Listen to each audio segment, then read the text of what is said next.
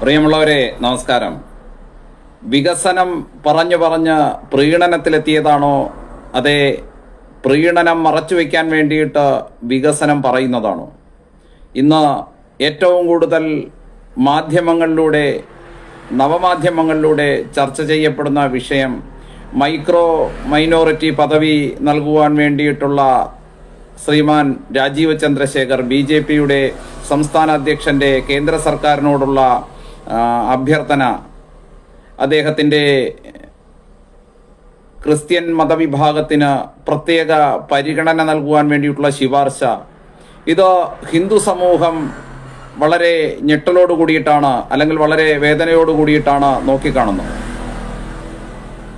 കേരളത്തെ സംബന്ധിച്ചിടത്തോളം, കേരളത്തിൽ മാത്രമല്ല മുഴുവൻ ഭാരതത്തെ സംബന്ധിച്ചിടത്തോളം ഹിന്ദു സമൂഹം ഏറെ പ്രതീക്ഷ വച്ചിരിക്കുന്ന ഒരു രാഷ്ട്രീയ പാർട്ടിയാണ് ഭാരതീയ ജനതാ പാർട്ടി എന്നുള്ള കാര്യത്തിൽ തർക്കമില്ല. പക്ഷേ ഭാരതീയ ജനതാ പാർട്ടി ആശയപരമായിട്ട് ഏകാത്മവ മാനവദർശനമാണ് ഞങ്ങളുടെ ആശയമെന്നും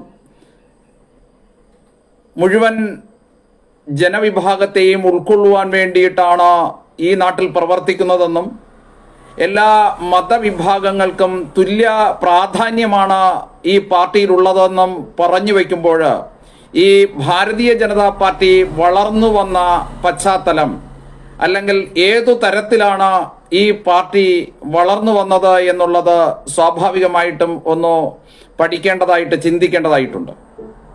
രാമജന്മഭൂമി പ്രക്ഷോഭത്തിലൂടെയും രാമസേതു വിഷയത്തിലൂടെയുമൊക്കെ സമൂഹത്തിലേക്ക് ഇറങ്ങി വന്ന് ഹിന്ദു സമൂഹത്തിൻ്റെ വിഷയങ്ങളിൽ പങ്കാളിയായി അത് പൊതുസമൂഹത്തിൽ ചർച്ചയ്ക്ക് വച്ച് ഹിന്ദു സമാജത്തിൻ്റെ വിശ്വാസ്യതയാർജിക്കുന്നതിന് വേണ്ടിയിട്ട് ഹിന്ദുത്വ ആശയങ്ങൾ ഇന്ന് ഉയർത്തിപ്പിടിക്കുന്ന ഒരേ ഒരു രാഷ്ട്രീയ പാർട്ടി ഭാരതീയ ജനതാ പാർട്ടിയാണ് എന്ന് വിശ്വസിപ്പിച്ചാണ് ഭാരതീയ ജനതാ പാർട്ടി മുഴുവൻ രാജ്യത്തും വളർന്നു വന്നത്.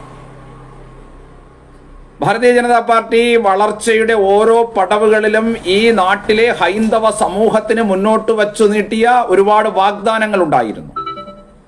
രാമക്ഷേത്ര നിർമ്മാണം ഉൾപ്പെടെയുള്ള ധാരാളം വിഷയങ്ങളുണ്ടായിരുന്നു.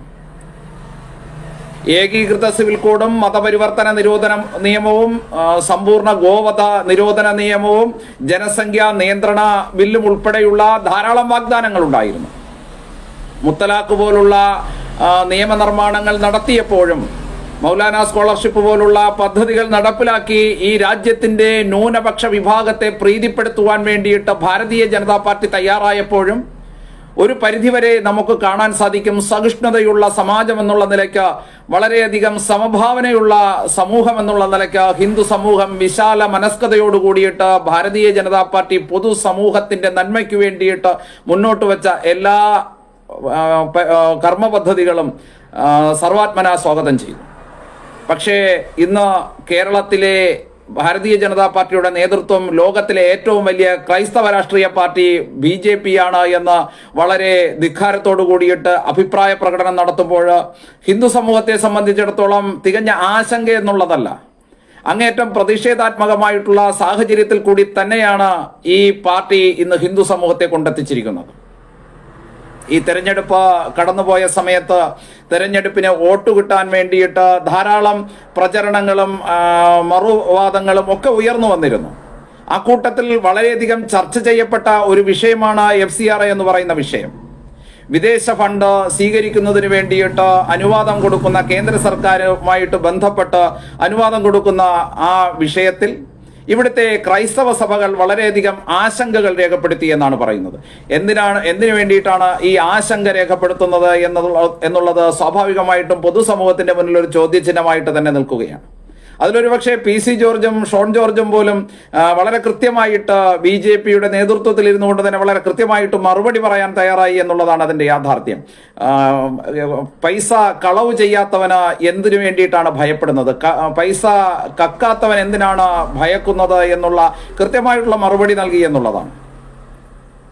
സഭാ മേലധ്യക്ഷന്മാർ ഈ തങ്ങളുടെ ആശങ്ക പങ്കുവച്ചു എന്ന് പറയുമ്പോൾ ഇതിന്റെ പിന്നിലുള്ള കൃത്യമായിട്ടുള്ള ഉദ്ദേശം എന്ന് പറയുന്നത് ഈ കേന്ദ്ര സർക്കാർ കൊണ്ടുവന്ന FCRA അനുസരിച്ച് വിദേശ പണം ഡൊണേഷനായി സ്വീകരിക്കുന്നതിന്റെ കണക്കു രേഖപ്പെടുത്തണം എന്നുള്ള വിഷയത്തിൽ ഈ മതമേലധ്യക്ഷന്മാർ രേഖപ്പെടുത്തിയ ആശങ്ക എന്ന് പറയുന്നത് വളരെ കൃത്യമായിട്ട് ഒരു ഗൂഢാലോചനയുടെ ഭാഗമായിട്ട് ഇവിടുത്തെ മത തീവ്രവാദികളുമായിട്ടും ഇവിടുത്തെ രാജ്യവിരുദ്ധ ശക്തികളുമായിട്ടും കൈകോർത്ത് പ്രവർത്തിക്കുന്ന ആ പ്രവർത്തന ബന്ധാവിൽ നിന്നുകൊണ്ട് അവരുടെ ഉത്കണ്ഠയാണ് ഈ പ്രതിഷേധമായിട്ട് രംഗത്ത് വരുന്നത് എന്ന് നമുക്ക് കാണാൻ സാധിക്കും. ഇവിടെ ധാരാളം ഹൈന്ദവ ട്രസ്റ്റുകൾ, മാതാ അമൃതാനന്ദമയി തുടങ്ങി ധാരാളം ഹൈന്ദവ ട്രസ്റ്റുകൾ ഇവിടെ പ്രവർത്തിക്കുന്നുണ്ട്. ഈ പ്രസ്ഥാനങ്ങൾക്കൊക്കെ തന്നെ ഇത്തരത്തിലുള്ള വിദേശ സഹായങ്ങളൊക്കെ വരുന്നുണ്ട്.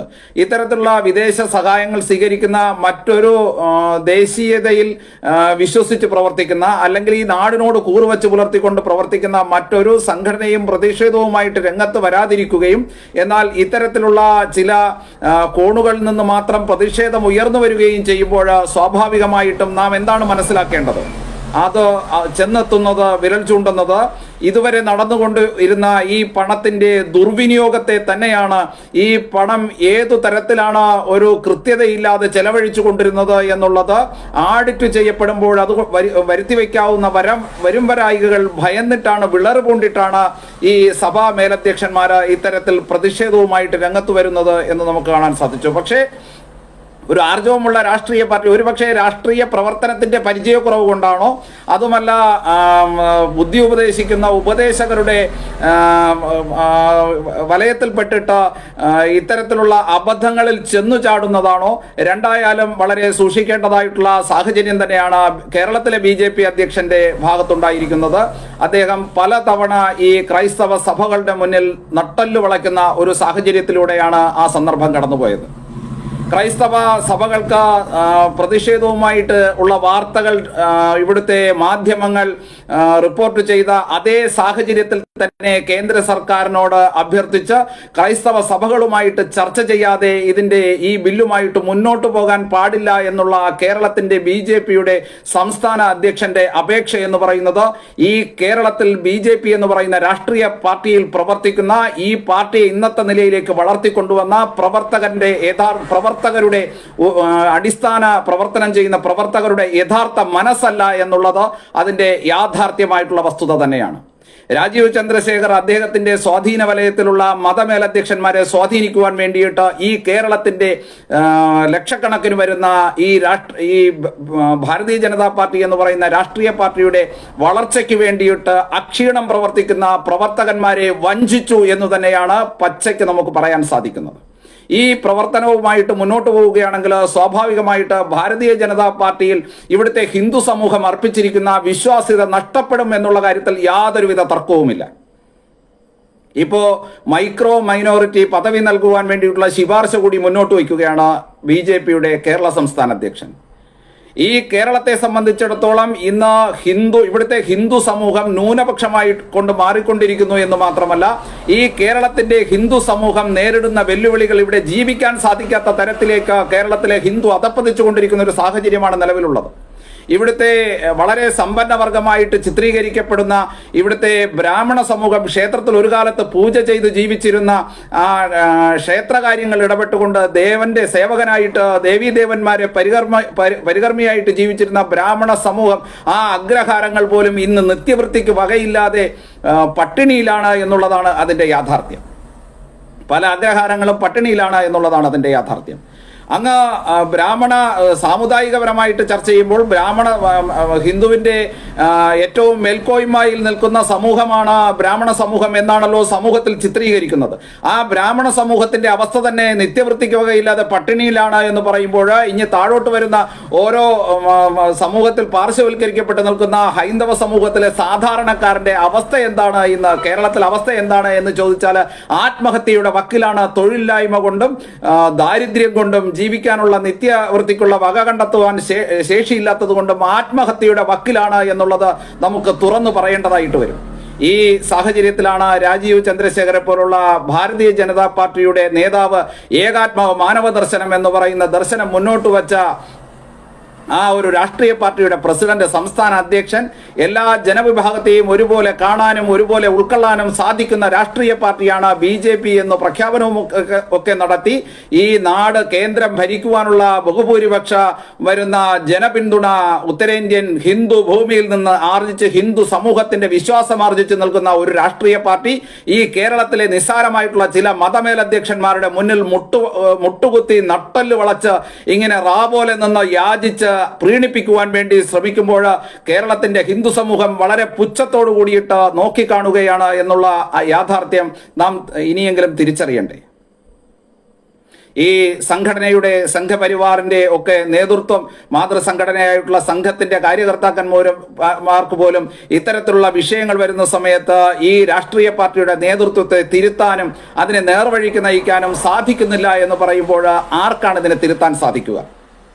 ശക്തമായിട്ടുള്ള പ്രതിഷേധം ഇത്തരത്തിൽ ന്യൂനപക്ഷ പ്രീണനവുമായിട്ട് രാജീവ് ചന്ദ്രശേഖർ ഭാരതീയ ജനതാ പാർട്ടിയെ നയിച്ചു മുന്നോട്ട് കൊണ്ടുപോവുകയാണെങ്കിൽ കേരളത്തിന്റെ ഹിന്ദു സമാജത്തെ സംഘടിപ്പിച്ചുകൊണ്ട് ശക്തമായിട്ടുള്ള പ്രതിഷേധം കേരളത്തിൽ തീർക്കും. അതിനു വേണ്ടിയിട്ട് അന്തർരാഷ്ട്രീയ ഹിന്ദു പരിഷത്ത് നേതൃത്വം കൊടുക്കും എന്ന് പറയുവാൻ വേണ്ടിയിട്ട് ഞാൻ ആഗ്രഹിക്കുകയാണ്. ഭാരതത്തിൽ അങ്ങോളം ഇങ്ങോളം ഡോക്ടർ പ്രവീൺ തൊഗാഡിയുടെ നേതൃത്വത്തിൽ ഹിന്ദു ഹി ആകെ എന്നുള്ള ആശയം മുന്നോട്ട് വെച്ചുകൊണ്ട് ഹിന്ദു സമാജത്തിന്റെ മുന്നേറ്റത്തിന് വേണ്ടിയിട്ട് മുഴുവൻ ഹിന്ദു സമാജത്തെയും മുന്നോട്ട് നയിക്കുന്നതിന്റെ ഭാഗമായിട്ട് ഇന്ന് ഭാരതത്തിൽ വലിയ ഹിന്ദു മുന്നേറ്റം സംജാതമായിരിക്കുകയാണ്.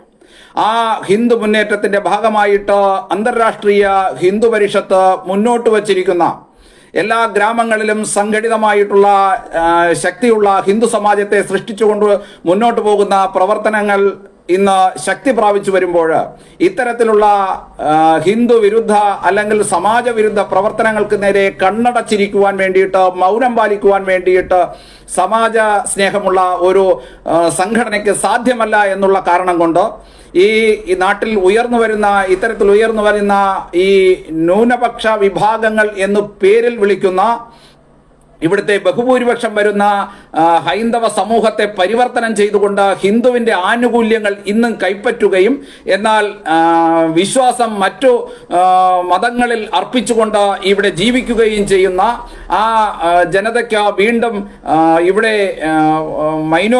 മൈക്രോ മൈനോറിറ്റി തുടങ്ങിയ പദവികൾ നൽകിക്കൊണ്ട് ഇവിടുത്തെ ഹിന്ദു സമൂഹത്തെ ചവിട്ടിമതിക്കാമെന്നാണ് ആരെങ്കിലും കരുതിയത് എങ്കിൽ, അല്ലെങ്കിൽ സംഘടിതമായിട്ടുള്ള ചില സമൂഹത്തെ കാഴ്ചവെച്ചുകൊണ്ട് ഇവിടുത്തെ ഭാരതത്തിലെ ഏറ്റവും വലിയ രാഷ്ട്രീയ പാർട്ടിയായിട്ടുള്ള ഭരണകൂടത്തിന് നേതൃത്വം നൽകുന്ന NDAയ്ക്കും ഭാരതീയ ജനതാ പാർട്ടിയുമായിട്ട് വിലപേശിയിട്ട് ഇവിടുത്തെ ഹിന്ദു സമൂഹത്തെ അവജ്ഞയോട് കൂടിയിട്ട് തള്ളിക്കളയാനും ഹിന്ദു സമാജത്തെ ചവിട്ടിമതിക്കാനും തയ്യാറാകാം എന്നാണ് ഇവരൊക്കെ കരുതിയത് എങ്കിൽ തീർച്ചയായിട്ടും ഇതിനെതിരെ സംഘടിതമായിട്ടുള്ള ഹൈന്ദവ മുന്നേറ്റം ഈ അന്തർരാഷ്ട്രീയ ഹിന്ദു പരിഷത്ത് എന്ന് പറയുന്ന സംഘടനയുടെ നേതൃത്വത്തിൽ, രാഷ്ട്രീയ ബജറംഗ് ദളിന്റെ നേതൃത്വത്തിൽ കൃത്യമായി സംഭവിക്കും. ഇപ്പോൾ സോഷ്യൽ മീഡിയയിലൊക്കെ ചില ഓൺലൈൻ സംഖ്യകളും മറ്റുമൊക്കെ ചില പ്രതിഷേധ കുറിപ്പുകളൊക്കെ എഴുതുന്നുണ്ട്.